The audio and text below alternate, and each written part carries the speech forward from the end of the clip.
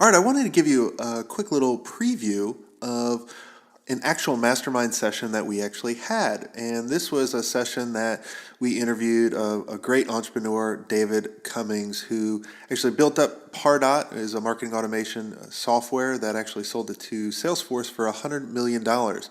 And this is just one example of some of the guests that we actually bring in, so you can hear their story, ask them any questions, and you have direct access to them so you can better your agency.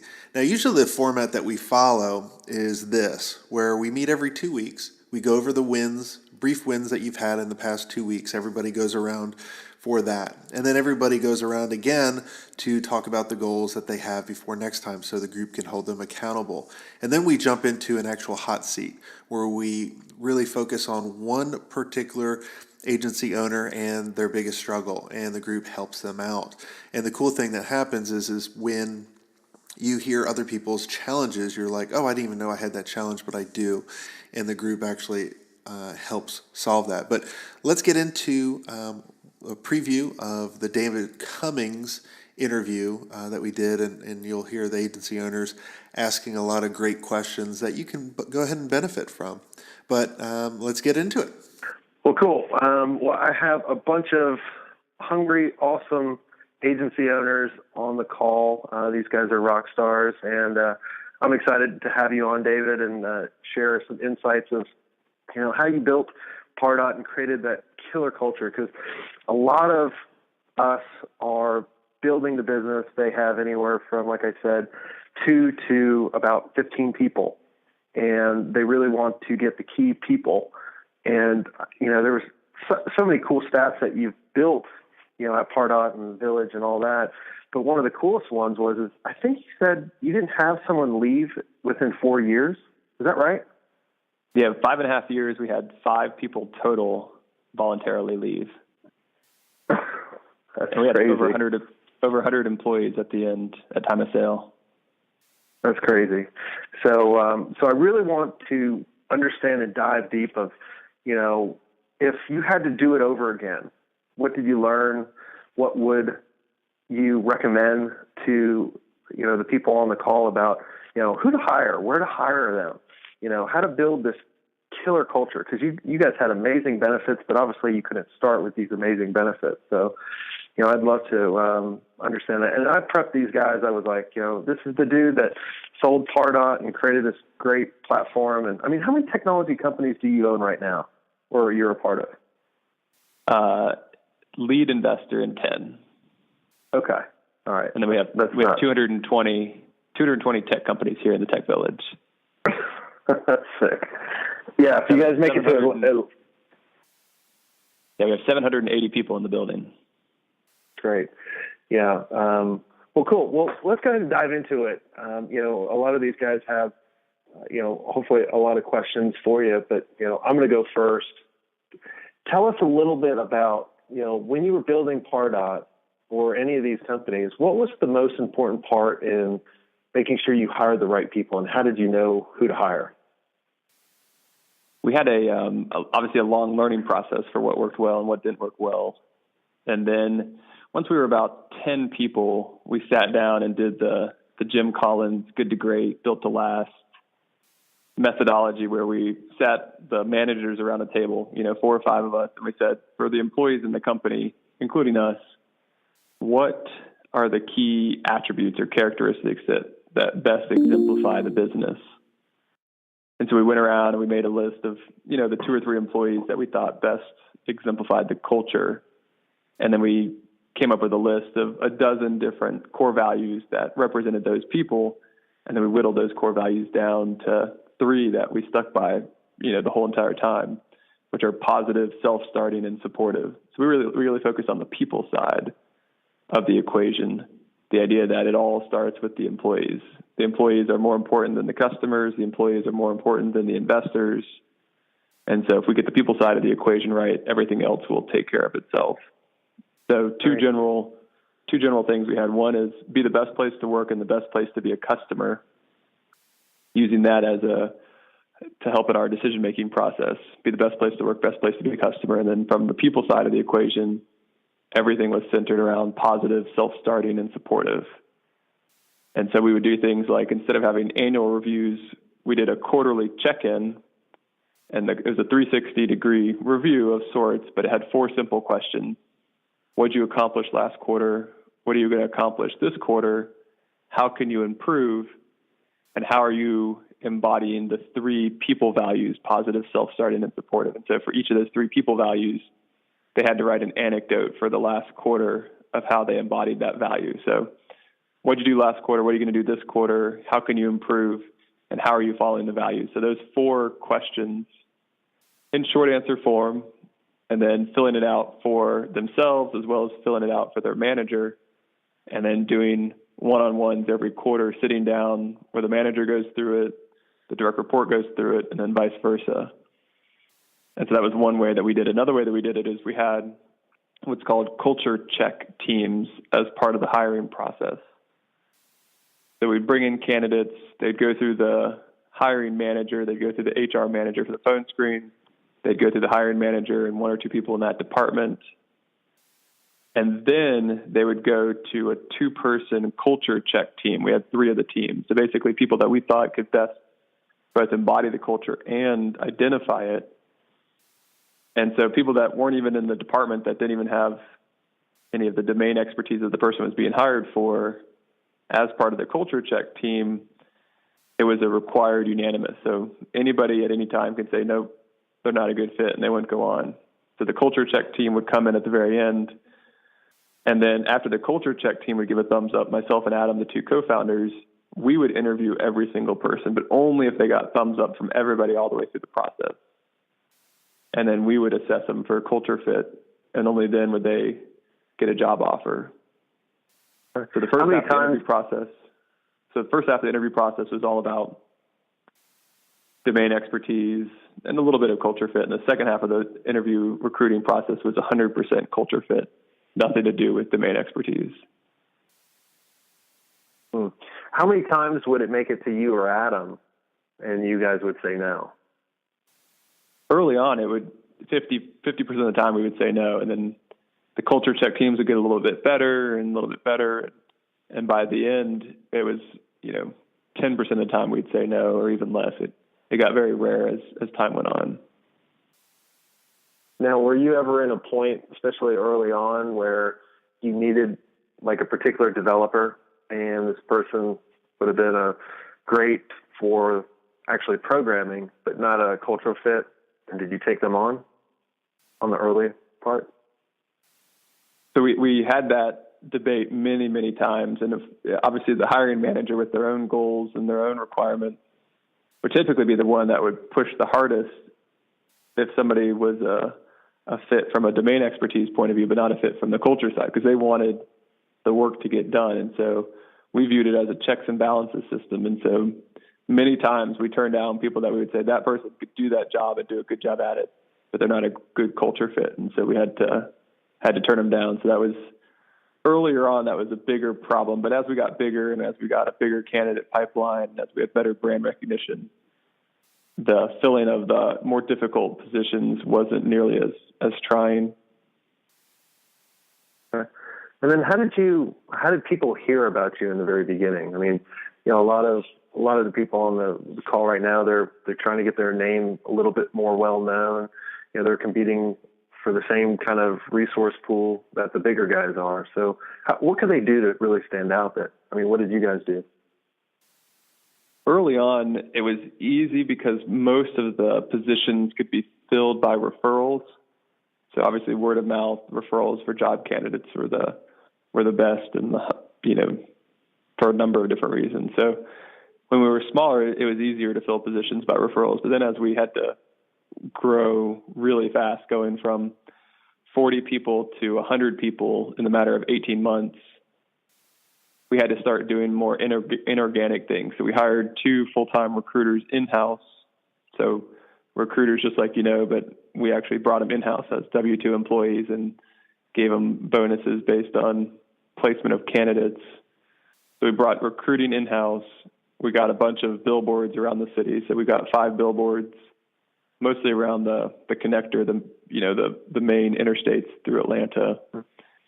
We offered a $10,000 referral bonus to anybody who referred a software engineer to us that we hired, even if that person wasn't in the company. So if Joe Schmo, saw our blog post or our tweet and said, hey, this guy would be a good programmer, and we hired him and he stayed on for 6 months.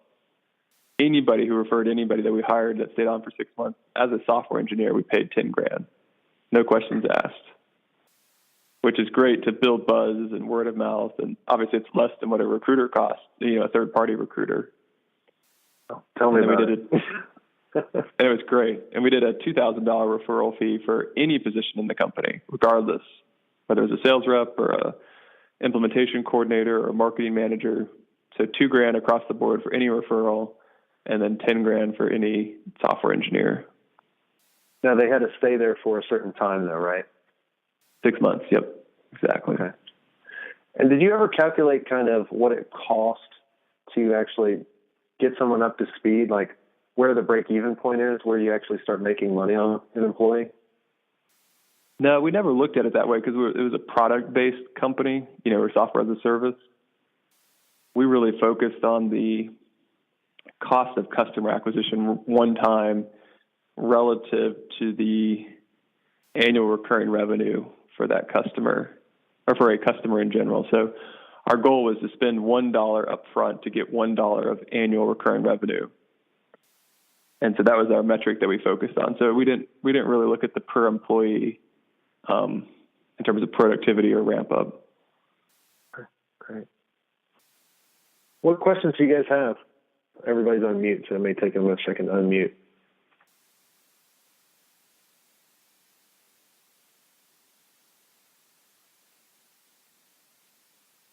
Can keep asking questions. Hey, David. My name is Matt, and I run an agency in California, and I have another office that's opening in Charleston, South Carolina.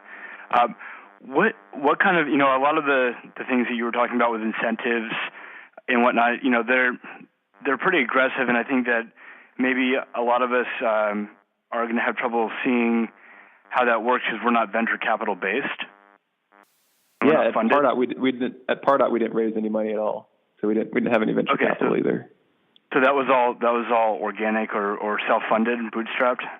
Exactly. Yep. So I guess obviously your employees are the lifeblood of your company, and they're super important.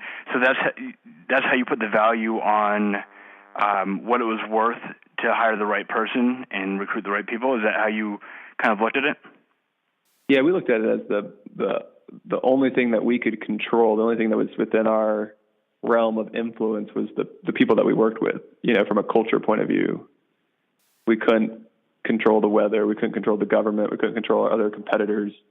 The only thing that was 100% within our control is the culture, the people that we sat next to every day and worked with. So we felt that was going to be our long-term competitive advantage. And did you feel like you did the same thing when it came to hiring vendors as well? On the vendor side, it really depended on what they were doing. So we, first and foremost, we definitely wanted vendors that aligned with our core values, but it really just depended on how that played out, or how their interaction was and what they had to do for us. Great. I mean, that makes a lot of sense. I mean, I think that can also be a challenge. As the agency grows, obviously, sometimes we tend to use vendors that'll, that we can leverage better and make more off of, but sometimes their core values don't align with what everybody else inside the company, and this actually an employee, might be doing. So it's always good to understand that dynamic. Absolutely. Yeah, I agree. All right, thanks. You answered my question. What were some of the incentives outside of, or not the incentives, but kind of the perks of working for Pardot when someone signed on? Like, a lot of people are starting to get away from health insurance. You guys had your own masseuse, but what are some things that they can do, and most of everybody here are just sub $1 million right now, and they're bootstrapping it. They're trying to push forward. What kind of perks do you think could really entice a lot of people over? a few of the things that we did. One was implement a results-only work environment. The book Work Sucks and What to Do About It. This idea that every position in the company, you should define the results that are expected of the person. And so with clear expectations and a clear results-only work environment, people can come and go as they please. They can work from home. They can work from the beach. They can work whenever they want, wherever they want, as long as they get their job done. And so we implemented that. We implemented unlimited vacation, which is basically saying you can take as much vacation as you want. We had our vacation policy was 2 words: be reasonable. So no sick days, no flex days, no vacation days. But the idea, again, was here are the results that are expected of you within a week time frame, a month time frame, a quarter, or a year, and obviously a mixture of all the above. And so people were flexible to go live in Asia for a month if they wanted to. And as long as their work got done, we didn't care where they were or what they were doing. So that results-only work environment, just tremendous amounts of trust in the employee. And then we're also big fans of the book Drive by Daniel Pink, the idea of autonomy, mastery, and purpose. Autonomy, the idea that people in the company can get their job done without having to be so reliant on other people or having too many bottlenecks to get it done. Mastery, the idea that as a human, you want to constantly get better at whatever it is you do. And then purpose, the idea that you're doing it because, or the company is in existence for something of greater purpose, of greater value. So autonomy, mastery, and purpose were important to us. And then the results-only work environment. So, ROW, results-only work environment, and then autonomy, mastery, and purpose, those don't cost anything. It's more of a culture and a way of operating the business, but doesn't cost money to do them. I love it. Yeah, I wish we did that. If I ever hire a bunch of more employees, I'm going to be like, take as much time as you want, but you're going to be measured on the results. And I remember hearing you speak about the be responsible. If they take a month off and the company keeps humming without them, you don't need them. Yeah, and there's tons of things that can be done that don't cost any money. What are? Go on. Sorry, Jason, it's Heather. I just wanted to ask a quick question on that as a follow-up. Sorry. Hey, David, it's Heather Carson. My co-founder, Renee, is on the call as well.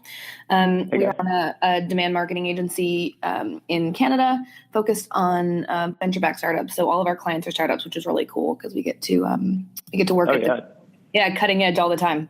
Very cool. So one of the questions I had, I guess, then you talked about culture in the office and kind of like a cool environment. And then you also mentioned Row, which we're big fans of. And we don't have a vacation policy either. So that's kind of exciting to hear. But how do you then kind of keep that cool culture going when people are out of office, for instance? And how do you feel about remote workers as part of the overall culture? We're kind of having this, it's not an issue per se, but it's interesting because we're just trying to gauge how we feel at present about people going for extended periods of time and even hiring now because we were trying to grow and hire more staff. And we're looking at, like, do we accept remote people or not? And what's your overall take on that? Yeah, we made it so that you had to be with the company for 60 days before the row kicked in. And the main reason for that was really just the idea of building rapport and understanding the culture and the way we do things. So starting out, it was very, we defined the results, but the row piece of it was after 60 days. And so in terms of remote workers as well, we had a software engineer in North Carolina, and we had a sales rep in California and a sales rep in Texas. So we had 3 people remote out of 110 employees at time of sale. So we had a handful of remote, but it wasn't a big percentage of the company. So on the row side, be in the office for the first 60 days, get a good feel, build a lot of rapport, build a lot of relationships. And then after that, really the row kicked in. That was how we approached it, just for that same reason. What if somebody starts and then they're like, hey, I'm gone for 6 months? Right. We wanted to make sure that there was some just level of understanding and rapport building before that happens. Cool. That's really good I think that's a little bit where our head was at, but that's really good. It helps validate a bit. We just went through this with an employee who's only been with us, I guess now 3 months. But she asked for 12 days to work away. And Renee and I both were kind of like, it felt a little early, but we're kind of on that borderline. And so yeah, exactly. I think what you're saying is once the rapport is there, it's not as big of a deal for sure. Right. Exactly. Cool.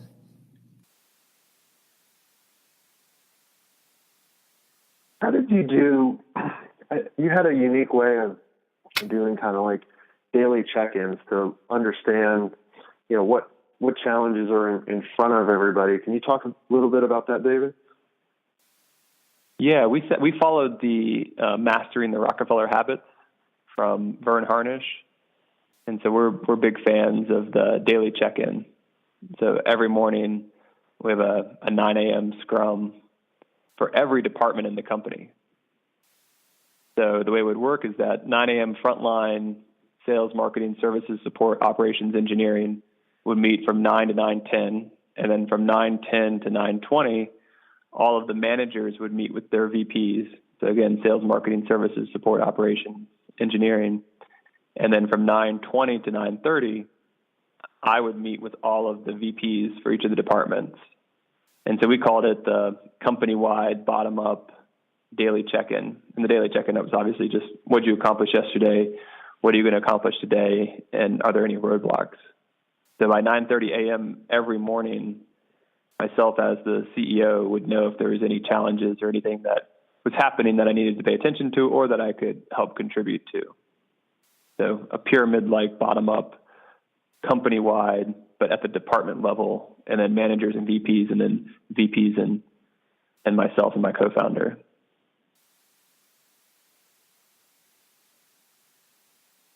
What about a lot of people on this call are trying to build their agency to a level to either fund building a particular product or service or position it to sell. Do you think they could do both at the same time? I think it's really hard because often positioning it to sell is a function of the, EBITDA multiples, the profit multiples. And so you could fund, you could take profits and fund product development and try to carve that out to a potential acquirer and say, well, no, this revenue is actually to fund this product. And so if you acquired us, that product wouldn't come with it. And you'd have this percentage of, these gross margins, these net income. So you could do it, but I think it basically makes things a lot muddier than they could be. I also think if you're focused on getting bought, most of the time you need a certain amount of scale, whether that's 5 million in revenue or 10 million in revenue. And so if you need a certain amount of scale, I think you're going to be better off reinvesting the profits that could go to the product development into growing the top line. And now if you're doing $10 million a year revenue and $2 million a year of profit, I think you have enough scale already that there's plenty of acquirers out there. And I think you could carve out some of that profit to fund products. And then when the acquirer comes along, you could still get credit for having that level of profitability. So my take is if you don't have some decent amount of scale, whether that's 5 million a year or 10 million a year in revenues, I wouldn't do the product route unless that's the only focus of the company, meaning you're only doing services agency work just because you want to be a product company.